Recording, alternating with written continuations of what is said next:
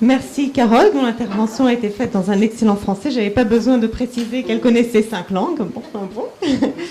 Nous allons passer maintenant à Emmanuel Narchon, qui est donc le porte-parole du ministère des Affaires étrangères et qui va nous parler lui aussi de son action.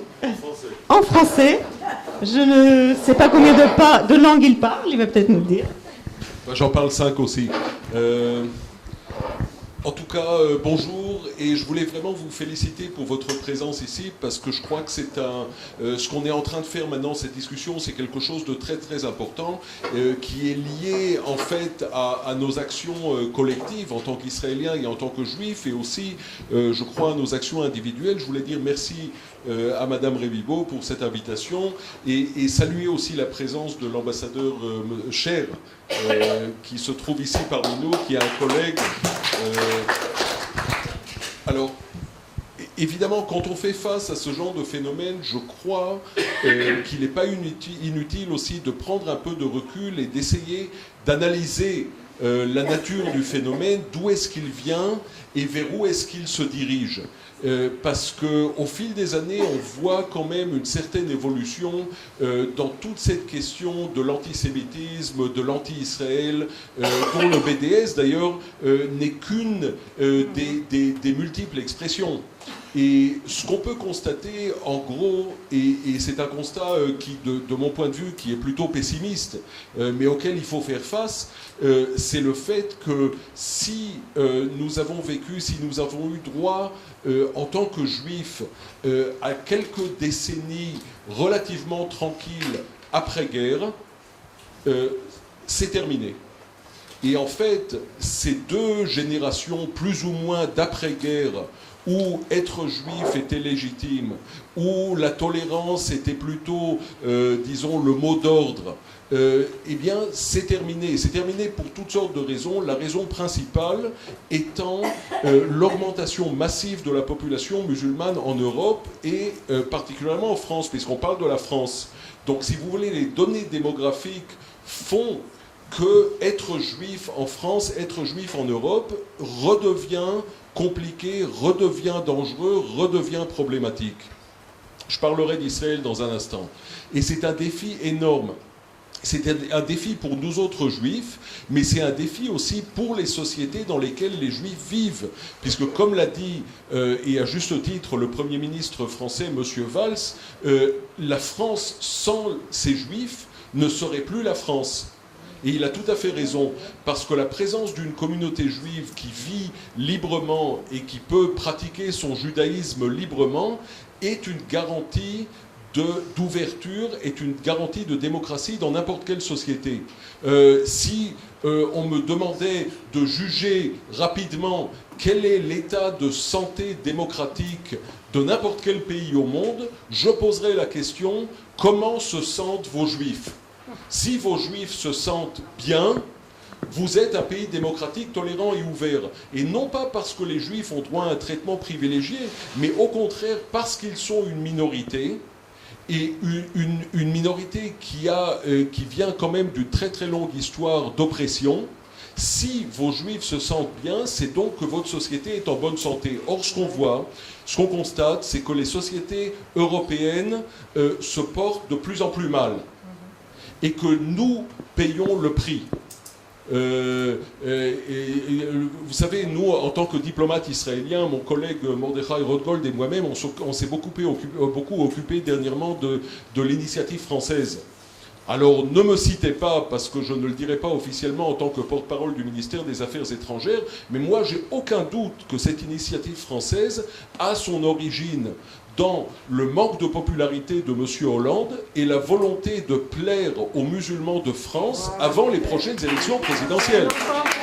Aucun doute. Aucun doute. Et ce qu'on verra de plus en plus, c'est une instrumentalisation du conflit israélo-palestinien, une instrumentalisation d'Israël pour faire plaisir à tel ou tel segment de la population en Europe. Alors c'est un phénomène qui est très désagréable, mais je crois qu'il faut ouvrir les yeux, il faut l'analyser, il faut le comprendre. Parce qu'à un certain moment, la masse, le poids démographique, le poids électoral, le remportera sur la volonté d'avoir de bonnes relations avec les communautés juives. Quand on voit la montée de l'extrême droite en Europe maintenant, alors que ce soit en Autriche, en Allemagne, en France ou ailleurs, alors c'est une extrême droite qui se déguise maintenant en se prétendant philosémite, alors que ce sont les descendants des nazis et de leurs collaborateurs. Il faut le dire aussi ouvertement. Alors c'est des gens qui se prétendent philosémites en disant, en fait, vous savez, notre ennemi commun, c'est les Arabes. Alors, moi je dis, et ça il faut le dire clairement, et je crois que ça a été dit auparavant par Madame Nouriel et à juste titre, nous ne réussirons jamais à combattre ce genre de phénomène en nous joignant à la haine par rapport à quelqu'un d'autre. Nous autres les Juifs, nous n'avons pas de haine, nous ne détestons pas. Et il n'y a aucune raison au monde de faire partie de ce genre de phénomène en se disant que le malheur des autres représente mon bonheur ou me donne un avantage tactique quelconque. Parce qu'il faut savoir qu'aujourd'hui c'est les Arabes, demain ça sera les Juifs. Et c'est ce que l'histoire d'Europe démontre et a démontré au fil des siècles. Et là, je crois qu'il faut vraiment qu'on ait une position. Alors, c'est pas facile, et c'est vraiment pas facile. C'est pas facile de garder son calme, et c'est pas facile de rester tolérant et ouvert face à des phénomènes abominables qui proviennent justement de la population musulmane. D'un autre côté, il ne faut pas joindre non plus cette vague de racisme et de violence et de haine qu'on voit par rapport à ces populations. Il faut faire très attention. Maintenant, nous autres en Israël, ce que nous observons aussi, c'est effectivement cet amalgame entre antisémitisme et anti-Israël.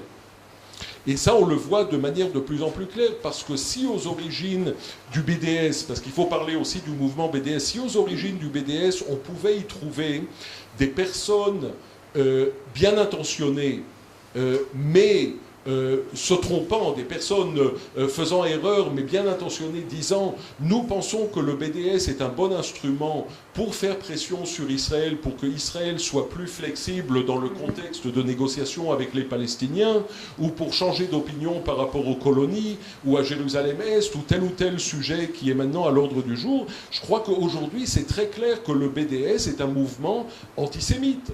C'est un mouvement qui fait un amalgame entre Israël et les Juifs, et c'est un mouvement qui est fondamentalement antisémite. Ce n'est pas un mouvement dont le but est de résoudre le conflit israélo-palestinien. C'est un mouvement dont le but est de détruire l'État d'Israël. Ça, c'est pas antisémite. Ah bah, c'est oui antisémite, parce que si on veut détruire l'État d'Israël, c'est parce que c'est l'État du peuple juif. Et voilà, c'est tout à la fois. Alors, ça se manifeste de manière différente. D'ailleurs, vous verrez, souvent les leaders du BDS sont très fiers d'avoir un ami juif, parce qu'un ami juif est redevenu maintenant un gage de virginité idéologique. Et malheureusement, on trouvera toujours le juif prêt à jouer le jeu. On voit ça aussi dans le contexte de ces flottilles qui s'organisent pour libérer Gaza, soi-disant. Alors si on peut y joindre un Israélien, un Juif, de préférence un rescapé de la Shoah, alors c'est formidable, parce qu'on a cette espèce de feuille de vigne, on a un alibi, on a l'alibi parfait, disant, regardez, il y a même un Juif parmi nous. Alors on trouvera toujours ce genre de personnes. Mais je crois que ce que nous autres devons faire, et là j'aimerais bien m'adresser brièvement un peu au futur et à l'avenir, la clé se trouve dans la connaissance d'Israël. Parce que notre expérience, et je vous dis, mon expérience quotidienne démontre que chaque personne qui visite l'État d'Israël perd automatiquement tous ses préjugés par rapport à nous. Et que rien ne peut remplacer l'expérience du vécu. Alors le vécu, ce qu'il exige, et ça c'est aussi l'une de nos luttes au ministère des Affaires étrangères, le vécu, ce qu'il exige, c'est des budgets, c'est beaucoup de gens, c'est beaucoup de bonne volonté. Si notre but est d'amener ici un maximum de jeunes personnes venant d'Europe, parlons de la France, si notre but est d'amener un maximum de jeunes Français pour qu'ils connaissent l'État d'Israël, avec toutes ses complexités, parce qu'il y a des choses complexes ici et il faut aussi les montrer, on n'a rien à cacher, il faut investir énormément.